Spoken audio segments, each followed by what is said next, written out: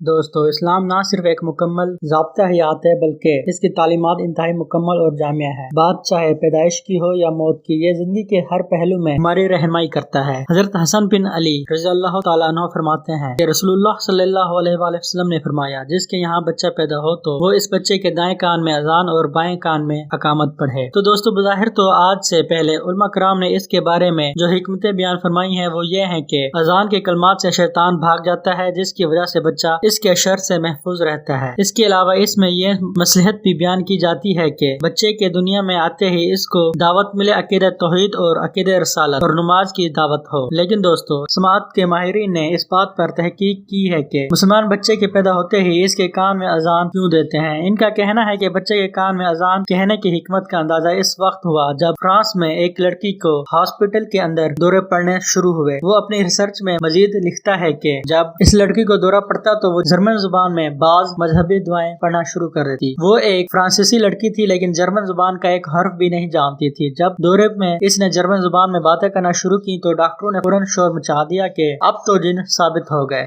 یہ لڑکی تو جرمن زبان نہیں جانتی تو یہ کیسے جرمن زبان بول رہی ہے؟ ضرور اس کے سر پر جنات وغیرہ سوار ہیں۔ آخر نفسیات کے ایک ڈاکٹر نے ان تمام معاملات کا جائزہ لیتے ہوئے اس کے متعلق تحقیقات شروع کر دی۔ اسے تحقیق کے دوران معلوم ہوا کہ جب یہ لڑکی 2.5 سال کی تھی تو اس وقت اس کی والدہ ایک جرمن پادری کے ہاں ملازم تھی۔ جب وہ پادری جرمن زبان میں سرمن پڑھتا تو یہ لڑکی اس وقت جھولے میں پڑی ہوتی تھی۔ جب اسے یہ بات معلوم ہوئی تو وہ اس جرمن پادری کی تلاش میں نکلا تو اسے معلوم ہوا کہ وہ جرمن پادری اس وقت اسپین میں ہے۔ اسپین پہنچنے پر اسے معلوم ہوا کہ پادری ریٹائرڈ ہو کر جرمن چلا گیا ہے۔ جب وہ اس کی تلاش میں جرمن پہنچا تو اسے معلوم ہوا کہ وہ پادری تو مر چکا ہے، مگر اس نے اپنی کوشش نہ چھوڑی اور اس کے گھر والوں سے کہا کہ اگر اس پادری کے پرانے کاغذات ہوں تو مجھے دکھائیے۔ تو گھر والوں نے تلاش کر کے کاغذات اٹھا دیے تو اس نے بعض کاغذات کو دیکھا تو اسے معلوم ہوا کہ وہ دعائیں جو بے ہوشی کی حالت میں وہ لڑکی پڑھا کرتی تھی وہ وہی ہیں جو اس پادری کی سرمن ہے۔ جب اس ڈاکٹر نے اس سارے واقعے کے بارے میں انسانی دماغ پر ریسرچ کی تو اس نے یہ نچوڑ نکالا کہ بچے کی پیدائش کے دوران جو بات اس کے دماغ میں ڈالی جائے تو وہ اس کے دماغ میں ساری زندگی کے لیے محفوظ ہو جاتی ہے، اور جب بھی اس کے سامنے وہ الفاظ دہرائے جاتے ہیں تو اس کا دماغ ان لفظوں کو بہتر طریقے سے محسوس کرتا ہے اور اسے اس کام کے لیے ترغیب دیتا ہے۔ اور یہی وجہ ہے کہ رسول اللہ صلی اللہ علیہ وآلہ وسلم نے فرمایا کہ جب کسی مسلمان کے گھر میں بچہ پیدا ہو تو اس کے ایک کان میں اذان اور دوسرے کان میں اقامت کہو۔